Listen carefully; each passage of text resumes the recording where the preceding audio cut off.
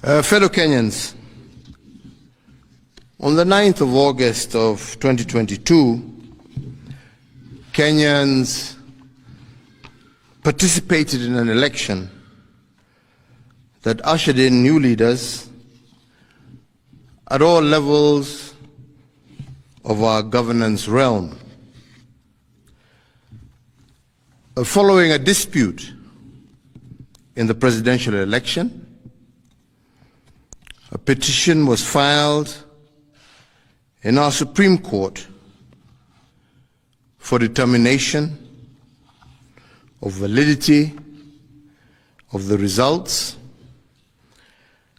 and the Supreme Court has today pronounced itself on this matter. When I was sworn in as your president, I made a pledge to the country, a pledge to uphold the rule of law and the decisions made by the judiciary on all matters appertaining to our governance.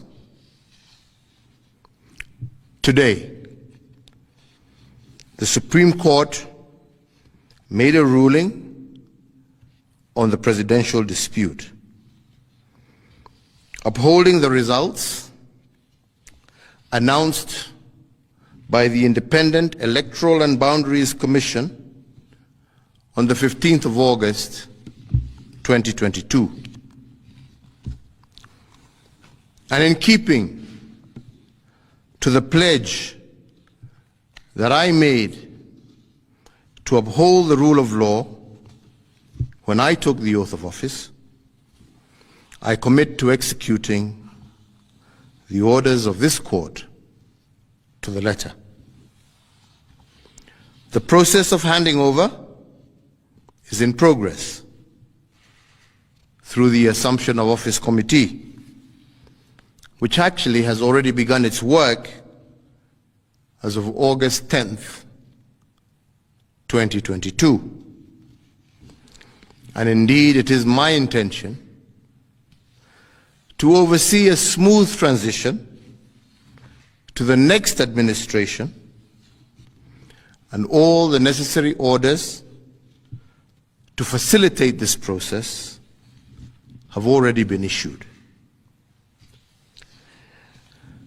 And because democracy is a work in progress, I urge the country to respect the institutions that midwife our new leaders.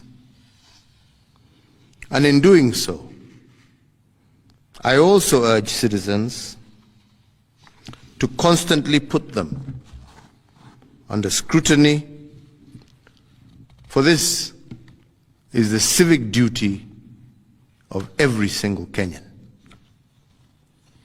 In particular, this civic duty requires every citizen to constantly put the truth presented by our constitutional institutions to test.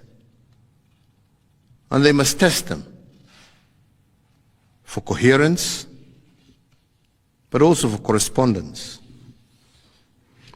They must constantly scrutinize the coherence of the truth given by these institutions, and to ask themselves whether the truth has been coherent from one election to another. Has there been a consistent pattern that is acceptable to our democratic ethos?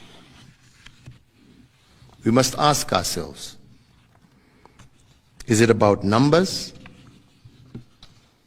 or is it about process? Which of these two is it? And can our institutions rule one way in one election and another way in another election without scrutiny? I do invite you, Kenyans, to keep vigil, and indeed to hold all institutions to account. The second thing we must place under scrutiny is whether the truth given by institutions has correspondence. That is, do the truths given by our institutions correspond with what is observable by the citizen? True beliefs and true judgments must correspond to the actual state of affairs. But do our constitutional institutions meet this threshold? While we must appreciate these institutions, we must also hold them to account at every juncture. And their truth has to be consistent and coherent. This is the only way we will build our democracy. I want to take this opportunity to thank every single Kenyan for holding a peaceful election. And for this, I want to thank God,